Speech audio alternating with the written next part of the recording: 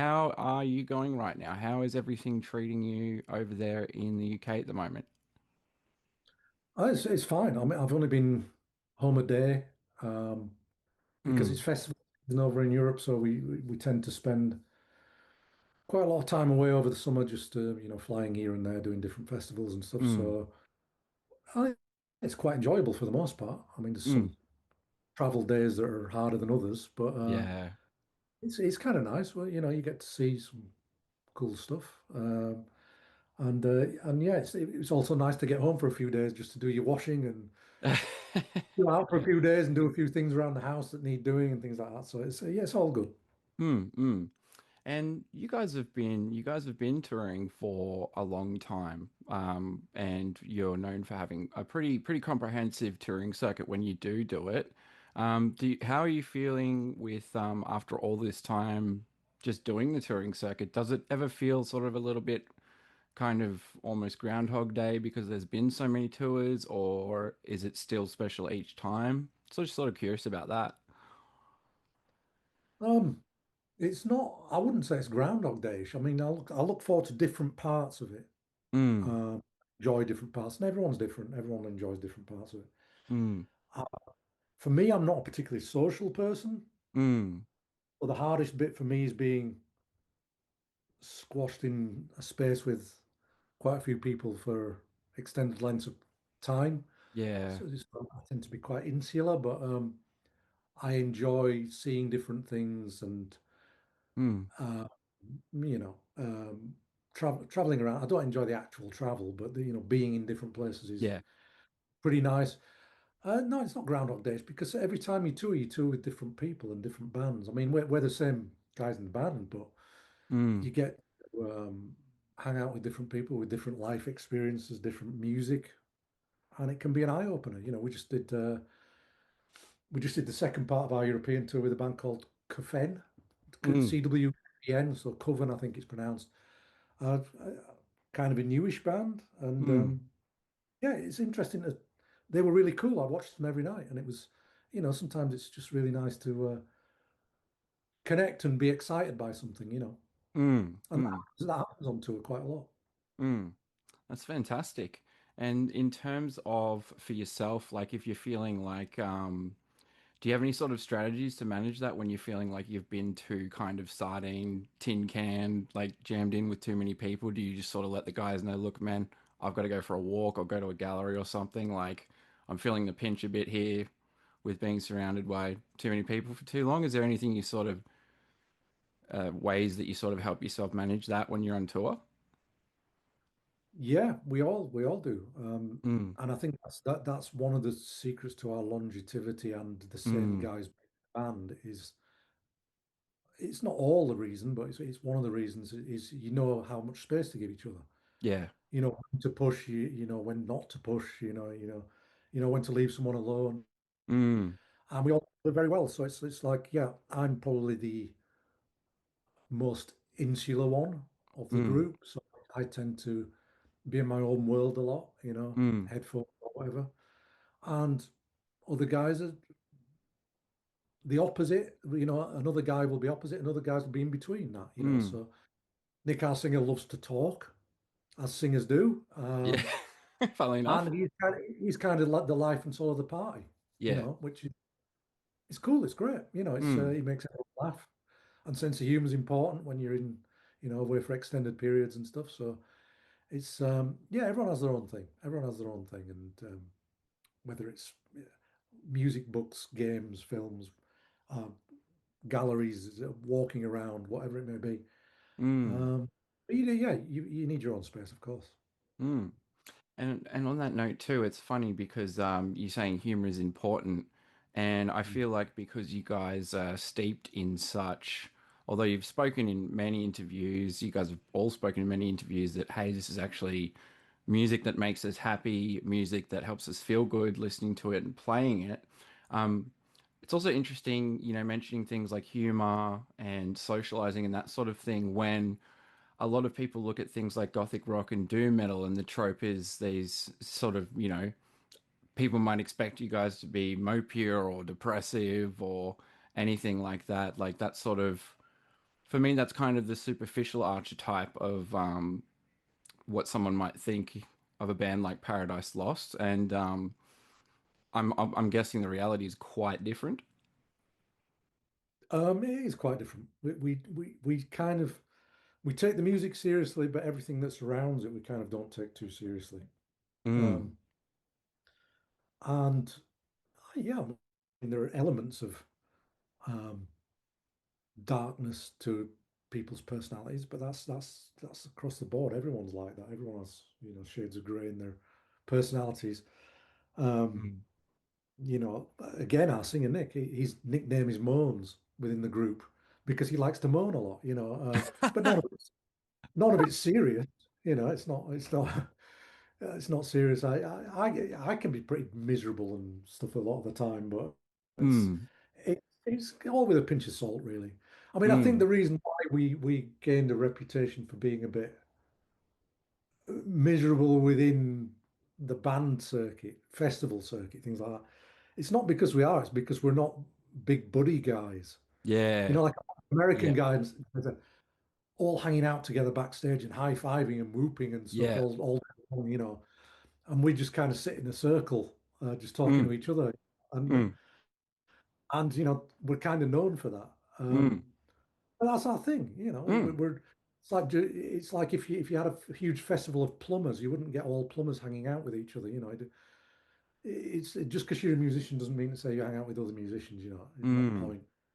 But no, no, we don't take it the life around the music too seriously because it's. I mean, it is Spinal Tap it on Yeah, the head. It is very that. So you yeah, you take it seriously at your own peril, really.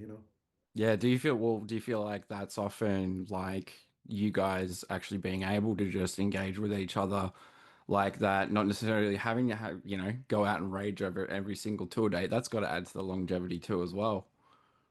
What raging? You mean like Like partying and going stuff? out partying, going hard, getting munted. That happened a lot a long time ago. I Yeah. mean, 80s, 90s, early 2000s. Mm, It was constant, mm, constant party, probably. But it gets old, yeah. it just gets, and I don't know, it's probably with age as well. You just want to slow down a bit or whatever. I mean, I gave up drinking 4.5 years ago. Um, Uh, nice. Yeah. just, and then you get different things out of life. It's Mm, not, I used to think, and a lot of other people, I guess, when they're younger, think that you're missing out on something if you're yeah. not in the party.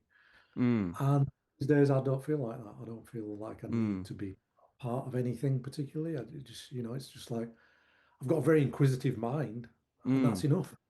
So Yeah. That's great. And I think you've still got a source of stimulation and joy right in front of you, natural dopamine when you hit the stage. yeah, absolutely, yeah, yeah. Writing songs, going on stage, it's all good. That is the high point. Yeah. In terms of that high point, does it feel like it's much the same in terms of, I guess, like the level of like when you're getting out on that stage, looking out at a sea of audiences, everyone's cheering for you guys as you take the stage. Do you feel like it's the same sort of rush, like a similar kind of you mentioned it's sort of like the high point. Do you feel that that high point sort of still maintained that kind of high over time? Like, is it still feeling as, I guess, as fresh or as energizing as it always has? It totally depends on the gig. Mm, Each gig is completely different, which is what makes it interesting, I guess. mm, You meet different people, you're in different places, yeah. the audience reacts differently. Mm, Technical things can happen. I mean, for the most part, running up to it, walking on stage, there's still nerves and stuff. Not huge nerves about playing or standing on mm, the stage.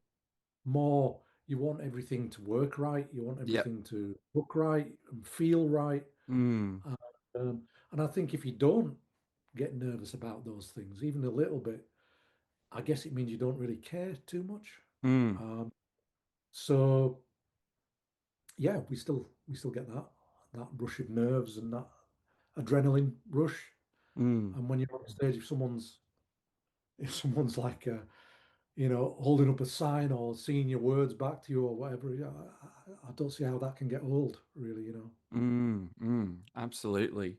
In terms of things not getting old, it's been a decade since you guys have toured Australia, and my God, have some things happened in between now and then. So it's almost a completely not a completely different context. It's not like the terrain around us changed with lockdown and all that sort of thing, but the music industry is looking really different this time around. There's sort of a lot of differences, but for you guys, what are you looking forward to for the Australian tour, based on your last journey here? Um, well, it's not an extensive tour. It's like three dates, Yeah, I mm, think. Well, I three would like dates. to have done more, um, but it's just logistics. It's just how things work. That's why we haven't Mm, been there, you know. Um, no, I'm excited to go there because I mean, like 10 years. We've only done two albums in that time. mm, Uh, Obsidian and Ascension only last year. Um, so we have a lot to catch up on, really. mm, My set is obviously going to try and cover as much ground as possible, but we'll be promoting Ascension as mm, well. mm, I don't know. I'm excited to see how people react because a lot can change in 10 years. Like you say, your audience, you don't know what your audience is, who your audience is. mm. Uh, but we've had a really good, really encouraging response to us coming back. Yeah. You know, so I can only go off that. Mm, And mm. so I'm quite pumped for it. And finding out that Draconian are going to be playing together with us. We've never really played together, Oh, really? and yeah, which is surprising, really. Yeah. Um, we'll have been on bills, maybe festival bills and stuff, but we've Right. never really any touring or dates together. Mm, Yeah, I mean, I've just heard some of their new album and it sounds great. So yeah. I think that's going to be cool doing it with a band of peers, and making it a nice occasion, a nice show to go to. Mm, mm. And in terms of coming over with something fresh, you guys do have Ascension that has released a fantastic album, mate. Really enjoyed that album. It's a great LP. I feel like you guys, for me, it sounds like you really intentionally went back a bit nostalgic and kind of pulled from different sort of creative threads across the discography. That's kind of my listener take on it.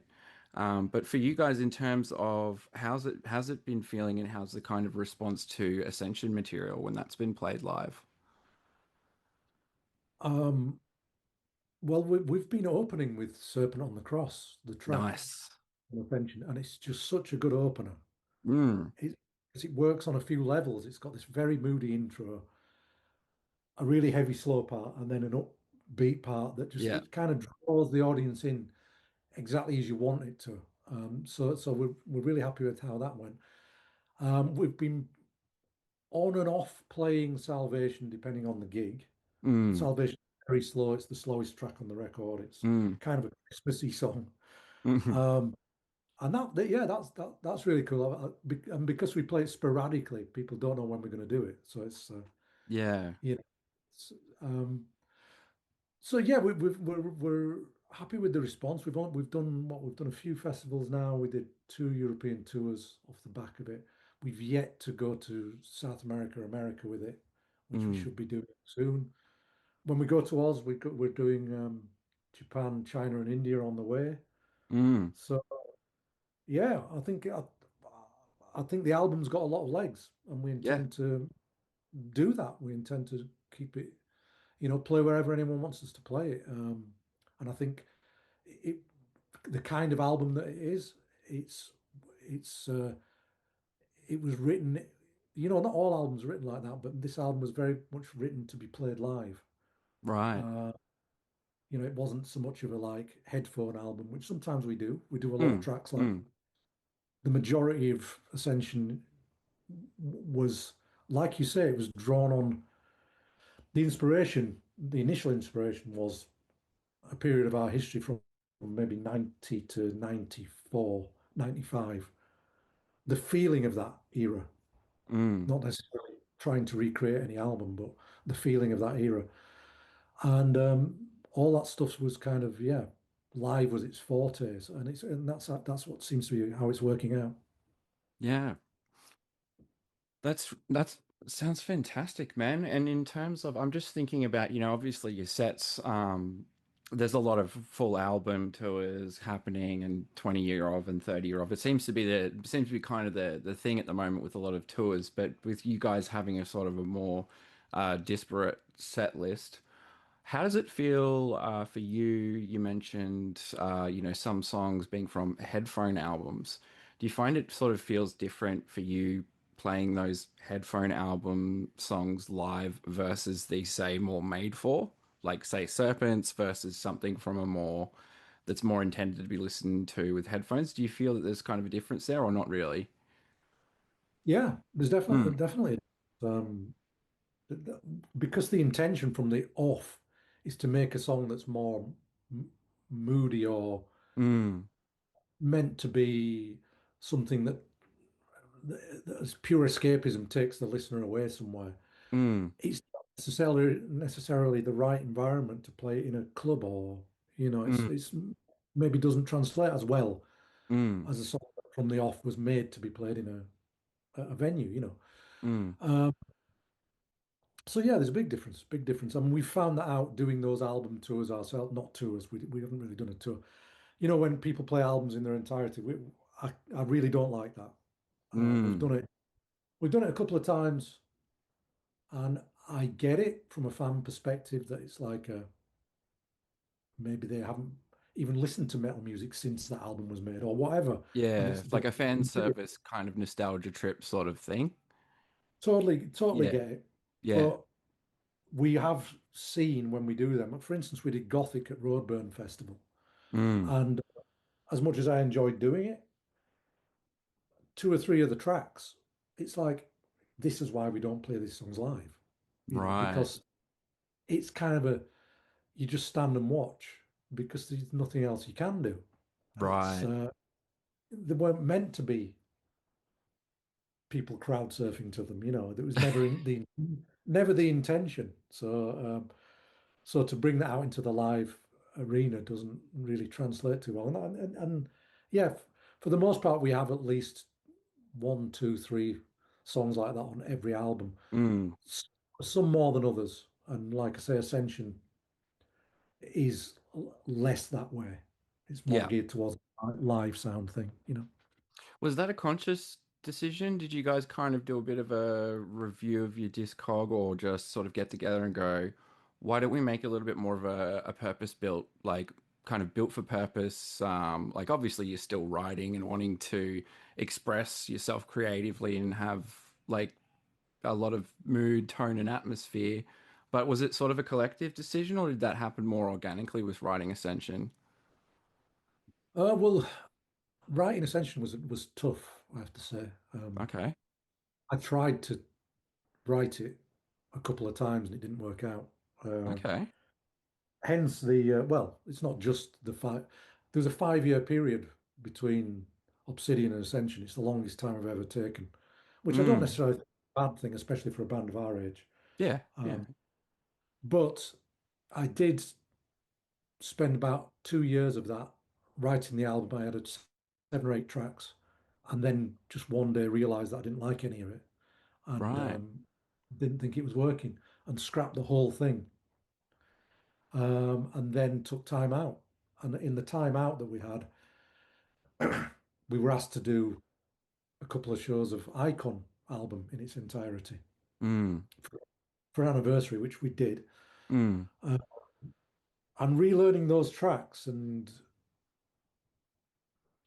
remembering how we did things and the feeling around that time, not even just the songs, the feeling of that was of excitement, anticipation, whatever it mm. was around writing a certain way, gave me a much clearer vision of what I want to do. So that led on to Ascension then coming kind of thick and fast from a writer's perspective. So it wasn't intentional to write an album that's more geared towards live. It was just the period that inspired Ascension was more like that, Yeah. you know.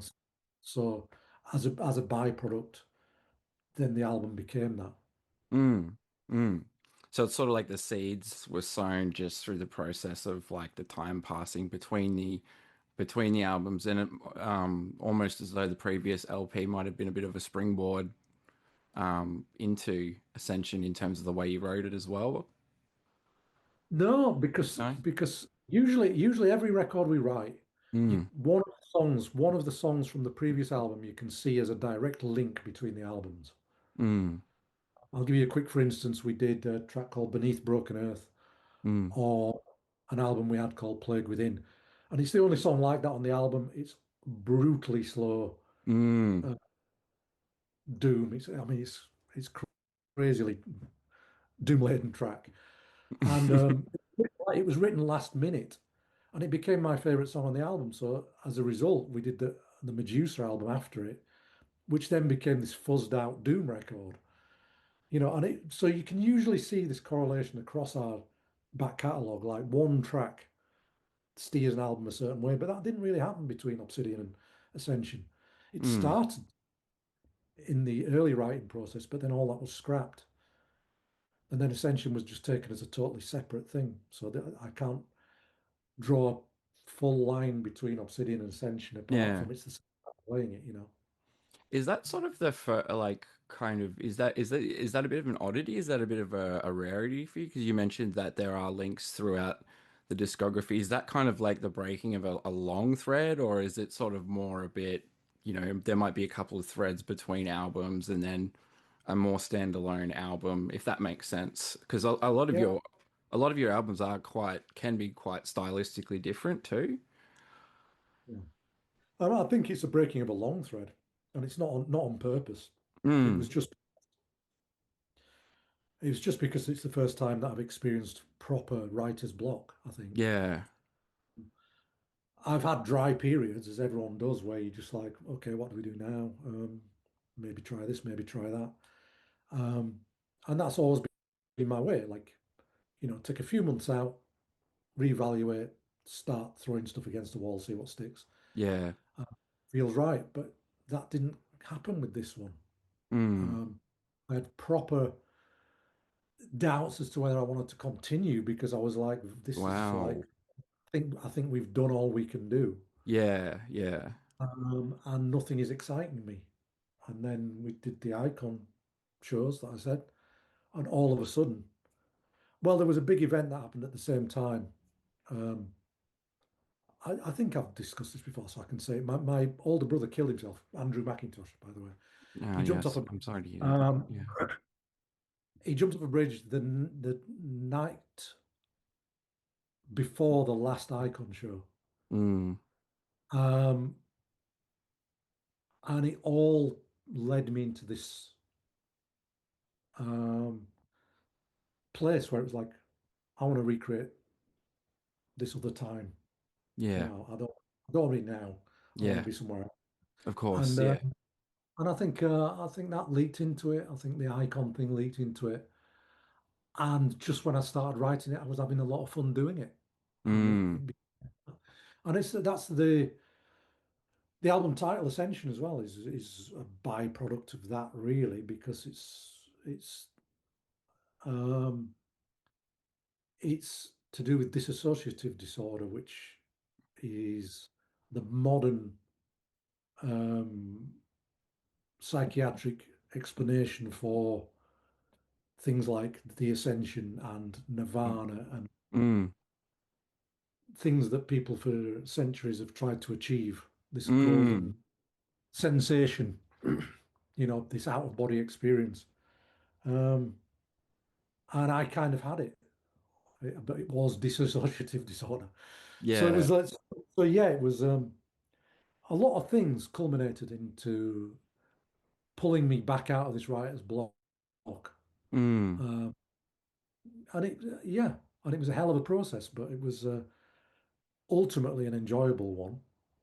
Mm. all said and done. And he's created a record that we're all having a great time playing live. So it's making something positive out of a negative, you know. Yeah, yeah. Thank you for sharing that. And I am once again sorry to hear about that, but I am also very glad and grateful to see. It seems too, Greg, that that seems to have inspired a bit of like rekindled, almost like a sort of like a rebirth, like a rejuvenation within you. Sort of the way that you're sort of speaking about things. It sounds like it's lit a fire as well. Kind of. I mean, as you get older, you gain some kind of tranquility, some kind of acceptance with Mm, death and matters like that. But mm, yeah, it has spurred something in me, especially because my older brother was the reason I got into music. His record yeah. collection was the catalyst. Every note that I play comes from his record collection, you know, that I Wow. used to borrow and listen to. He got me into music, steered me into music, and yeah, I owe him a lot. And that is evident on the new record if you knew him and you know me, Mm, you know. mm. I think that's a really, I've kept you long enough, mate, but I think that's a really nice and touching kind of sentiment for your tour. That if you're listening and you're a fan and you want to see some Paradise Lost, yes, you'll be seeing Ascension, and you'll be seeing it in its all of its nostalgia heavy songwriting glory, but you'll also be honoring a legacy too. And you'll also be alongside Greg and Co in part of their ascension. So I'm looking very much forward to getting my ear holes crushed by some UK doom, mate. So I'm looking forward to the tour in October, very much so. Where are you based? Melbourne. Oh, okay, right, okay. I think that's the last day, is it? It's Brisbane, Sydney, Melbourne, I I think. think it So may yeah, be, yeah, yeah. But I'm looking yeah. very much forward to it, man. So you guys take care, and we'll be there crowd surfing and banging our heads when you guys get here. Okay, I look forward to meeting you there. Yeah. No worries. Thank you, man. Thanks for the chat so much. All right, cheers, mate. Cheers. Bye.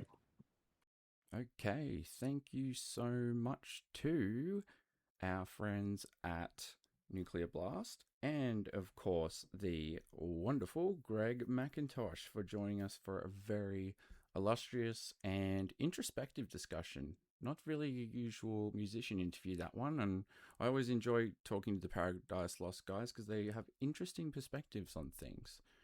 So, in terms of next steps, if you wanted to get yourself some tickets for Paradise Lost's upcoming tour, which I would recommend because there's only a brief run of dates and they may be a bit more closer to selling out than you might think. So, the upcoming tour for Paradise Lost went on sale for the 5th of February through davidroywilliams.com. The tour dates are as follows: Sunday, 18th of October 2026, they're playing at the Triffid in Brisbane. Monday, 19th of October 2026, they're playing at the Factory Theatre in Sydney, wrapping up the tour at Tuesday, 20th of October 2026 at Max Watts. We're putting out in an application to review that one, so we're hoping, fingers crossed, that we'll see you there. Might even have to get tickets, so you better hurry up because you might have more competition. Other thing I'd like to point out is that there are some limited meet and greet VIP packages still available. That includes a general admission ticket, access to a meet and greet session with the band, photo opportunity with Paradise Lost using your own phone and camera, limited edition A3 poster signed by Paradise Lost, official commemorative VIP laminate, priority access to the venue. So do be sure to head over to the link that is going to be in the blog post on our show notes for more.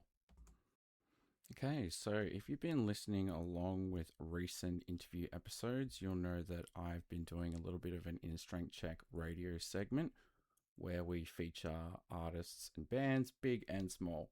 So we're starting off big here, considering it was none other than Paradise Lost. So let's head to America for some heavy hitters. ANTHRAX. They've just released the second single and video for The Edge of Perfection. This comes from their much anticipated album Cursum Perficio, which is out on September 18th, 2026. So, The Edge of Perfection, which has a interesting video clip, you'll see that in the show notes. It's the second single from their long-awaited 12th full-length studio album. It marks the band's first record in 10 years since 2016's For All Kings. Well, really, 10 years? Wow. Which debuted in the top 10 of the Billboard 200. The phrase Cursum Perficio is Latin for my journey has come to an end, my journey is over, or I complete my journey. It proves a propos for such a complete body of work. So the band drove into recording Cursum Perficio in earnest during 2022, working out of Dave Grohl's Studio 606 in Los Angeles. They carefully pieced together what would be this magnum opus, mining their history with reverence, delivering on fan expectations tenfold, and broadening the scope of their signature sound. Produced by Jay Ruston and ANTRHAX, the result is an album that's as angry, aggressive, and alive as their most celebrated fare. And if nothing else, you got to check out the cover art. It's something else. It's kind of like latter day Opeth on just a butt ton of PCP or something. It's wild.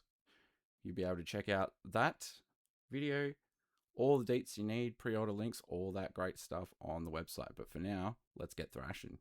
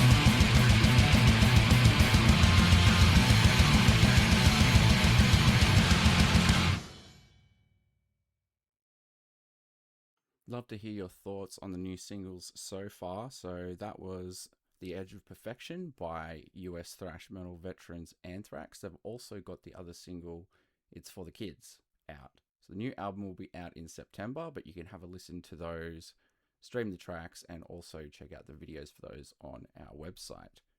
Now, next up, we're heading to a different part of the world. In fact, we're heading to multiple parts of the world. Melechesh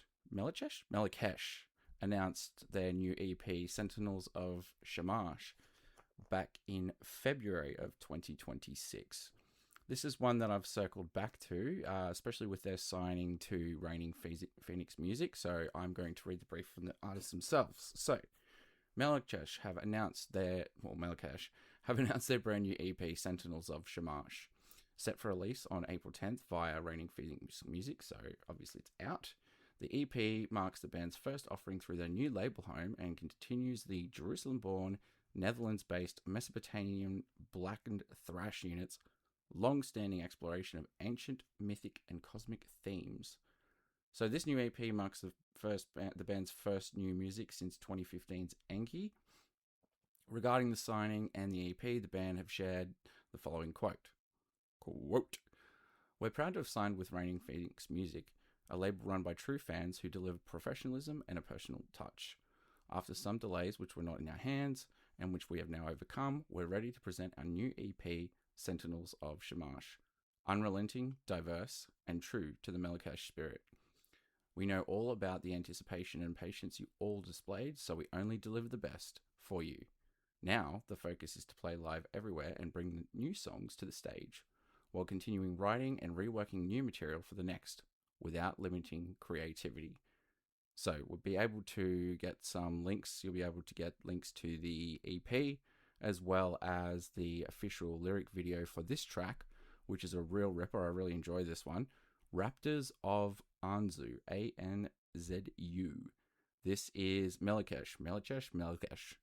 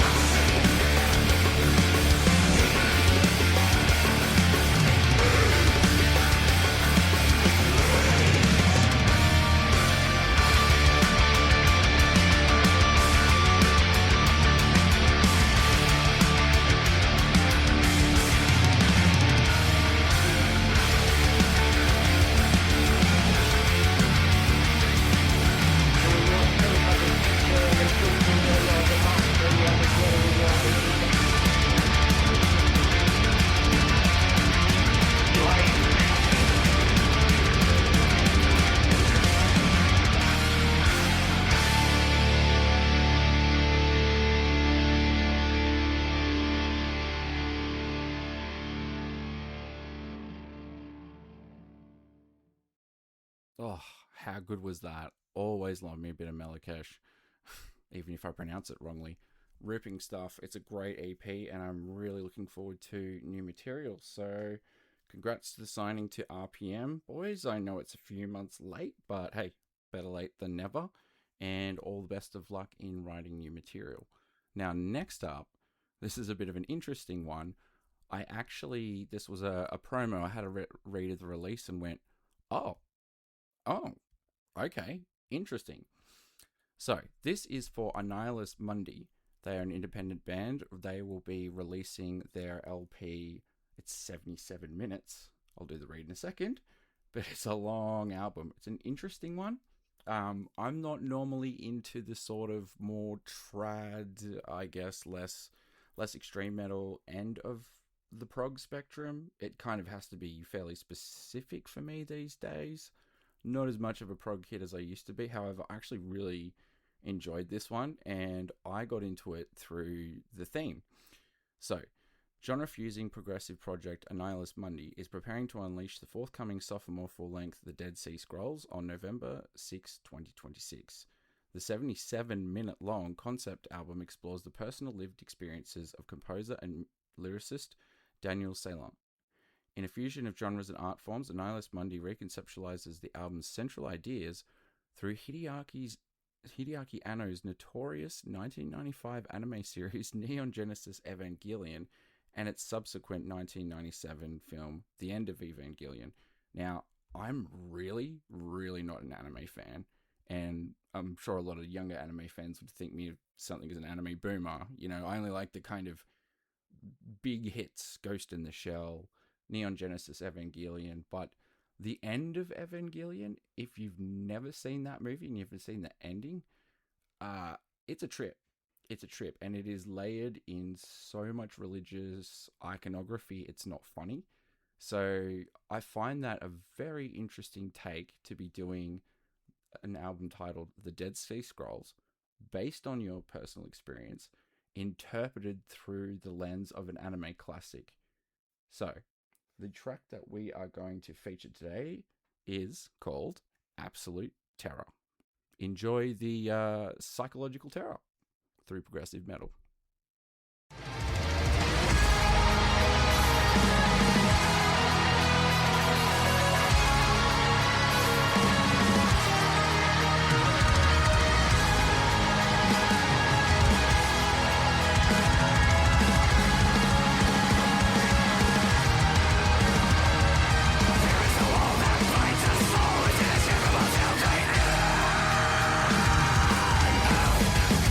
You should decide to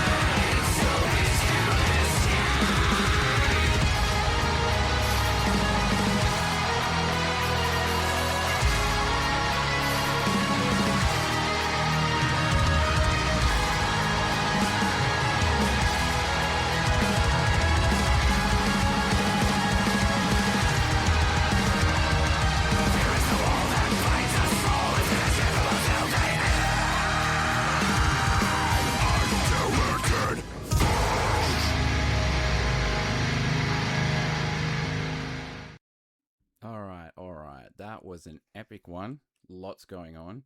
And I think what I'm going to do for the end here is just tone it back a bit. Just tone it back and also give some of you Doomsters a bit of fan service for our last track for the today, huh? How's that sound? So the last track that I am going to feature is also a previous release. This is for Corrosion of Conformity. They've just released a video clip for Baad, B-A-A-D, Man, the title track off the second LP. So they have a double LP that is called Good God / Baad, Man. So there are a number of great tracks on that one. We're going to have all the information that you need, plus the very grindhouse Tarantino interpreted through desert rock video clip. So if that's intriguing, you'll be able to check out the clip for that. I really like it. It's a really cool clip. Plus, you can't go wrong with new COC, right? It's always going to be good. So it's available on all streaming platforms, and we'll have the album order link in case you want to nab yourself a nice physical double LP. Always good to have in the collection. So this will be our last featured artist for the day. Once again, Corrosion of Conformity, Baad, Man, title track from the second LP of Good God / Baad, Man. All right, I'm going to stop that. That joke's run its course. Here's the song. No worry about no reaching out to one massive and crew. Father Warren, go and big up himself. PK, big up himself by your earth light. You don't know. More light, more strength, more strength, more strength. Real bad.